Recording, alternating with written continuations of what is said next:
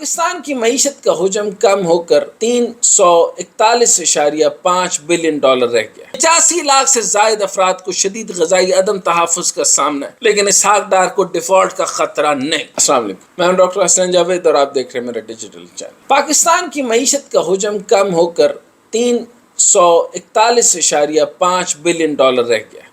اور اس کی فی کس آمدنی ختم ہونے والے مالی سال میں صرف 1568 ڈالر رہ گئی ہے،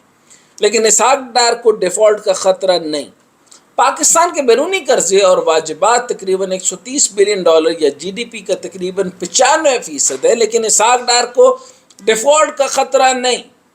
پاکستان کو اپریل 2023 اور جون 2026 کے درمیان میں 77.5 بلین ڈالر کے بیرونی قرضے واپس کرنے ہیں، لیکن اسحاق ڈار کہتے ہیں کہ ڈیفالٹ کا خطرہ نہیں۔ نقدی کی کمی کا شکار ملک کو اگلے 3.5 سالوں میں کل 80 بلین امریکی ڈالر واپس کرنا ہوں گے، جبکہ ذخائر صرف 3.2 بلین امریکی ڈالر کے ہوں گے اور اقتصادی ترقی کی شرح محض 2% ہے۔ پھر بھی وہ کہہ رہے ہیں کہ ملک کو ڈیفالٹ کا خطرہ نہیں۔ بلومبرگ کی رپورٹ کے مطابق پاکستان کی جاری کردہ بانڈ پر سود کی شرح اس مدت کی امریکی ٹریجری بانڈ کے مقابلے میں 30 اور 40% سے زیادہ پوائنٹس کے درمیان ہے، لیکن اسحاق ڈار کو ڈیفالٹ کا خطرہ نہیں۔ اقوام متحدہ کے ادارے فوڈ اینڈ ایگریکلچر آرگنائزیشن اور ورلڈ فوڈ پروگرام کی مشترکہ رپورٹ کے مطابق 85 لاکھ سے زائد افراد کو شدید غذائی عدم تحفظ کا سامنا ہے اور حکومت کے پاس کوئی انتظام نہیں، لیکن اسحاق ڈار کہتے ہیں کہ ڈیفالٹ کا خطرہ نہیں۔ رپورٹس خبردار کر رہی ہیں کہ جون سے نومبر 2023 کے درمیان غذائی عدم تحفظ کی صورتحال مزید خراب ہونے کا خدشہ ہے، جو کہ یقینی طور پر ہے کہ فوڈ انسیکیورٹی اور فوڈ انفلیشن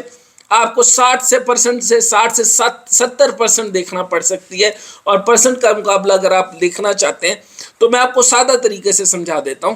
کہ آپ نے یہ بھی دیکھا کہ 50 کی ڈبی جو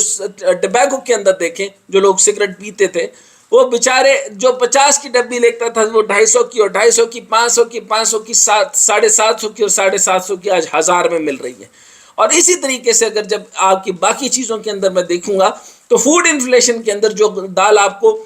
کبھی 100 روپے کی ملتی تھی، وہ انہی کچھ عرصے کے اندر 9 مہینوں کے اندر آپ کو 500 550 کی ملتی رہی، اور اب آپ دیکھیں گے کہ آپ کو کلو کے حساب سے 1500 یا 1500 1600 1700 تک جب پہنچے گی تو غریب دال کیسے کھائے گا؟ یہ ساری کی ساری غذائی عدم تحفظ ہے۔ یہ آپ کے اور بھی بات بتا دوں، آپ کے ملک میں پیدا ہونے والی گندم مہنگی ہے اور آپ امپورٹ کریں تو سستی ہے۔ آپ کو پھر آپ کے ڈار صاحب کہیں کہ آپ کو جو ہے وہ ڈیفالٹ کا خطرہ نہیں، تو کس طرح ہوتا ہے ڈیفالٹ کا خطرہ؟ بہرحال کیونکہ معاشی اور سیاسی بحران لوگوں کی قوت خرید پر شدید اثر انداز ہوگا اور شہریوں کی خوراک اور دیگر ضروری اشیاء خریدنے کی صلاحیت مزید کم ہو جائے گی، لیکن اسحاق ڈار صاحب کہہ رہے ہیں کہ ڈیفالٹ کا خطرہ نہیں ہے۔ آپ سارے کے سارے غریب لوگ بیماریوں سے مر جائیں گے، ادویات نہیں ملیں گی، پیناڈول مہنگی ہو جائے گی اور اتنی زیادہ مہنگی ہو جائے گی کہ پیناڈول اور مائسینس میں کوئی چیز آپ اگر لینا چاہیں گے یا بڑی بیماریاں تو بھول جائیں نا۔ آپ اندازہ کریں کہ کیمو کی میڈیسنز بھی آنا بند ہو گئی،